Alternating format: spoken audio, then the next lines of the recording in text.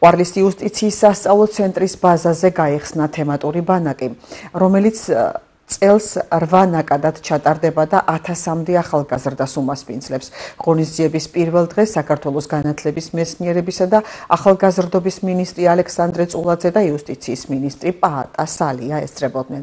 მათ ბანაკის მონაწილეებს სიტყვით მიმართეს და ახალგაზრდებში სოციალური პიროვნული, კომუნიკაციური და სხვა მნიშვნელოვანი უნარჩვევების განვითარების კუთხით თემატური ბანაკების მნიშვნელობაზე გაამახვილეს ყურადღება. ღონისძიების დასასრულს დისკუსია გაიმართა ახალგაზრდებმა მინისტრებს, მათთვის საინტერესო საკითხებთან დაკავშირებით კითხვები დაუსვეს.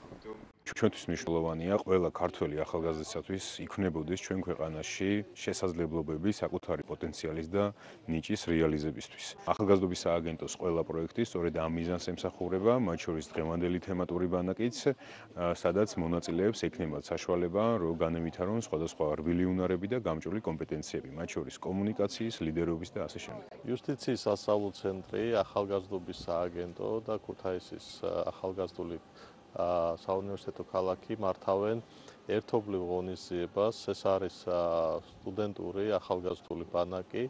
აქ არიან შეკრებილი სტუდენტები სხვადასხვა უნივერსიტეტებიდან, ისინი ერთმანეთს ეცნობიან და ეს არის ძალიან კარგი იმისათვის, რომ ჩვენ გამოვავლინოთ ამ ახალგაზრდებში საუკეთესო თვისებები, რაც სამომავლოდ ჩვენ ქვეყანას ნამდვილად გამოადგება. მეორე დღეა ვარ თემატურ ბანაკში იუსტიციის სასწავლო ცენტრში, სადაც ტარდება სხვადასხვა საგანმანათლებლო ტრენინგები, სპორტული აქტივობები და ძალიან საინტერესო შეხვედრები. ვფიქრობ, რომ ეს ბანაკები არის ძალიან მნიშვნელოვანი. აქ გავიცანთ ძალიან ბევრი ახალი მეგობარი. ვფიქრობ, რომ ესეთი აქტივობები ხშირად უნდა ჩატარდეს, იმიტომ რომ ადამიანს უხსნის ძალიან ბევრ შესაძლებლობას, რომ იყოს მომავალ ძალიან პერსპექტიული და წარმატებული.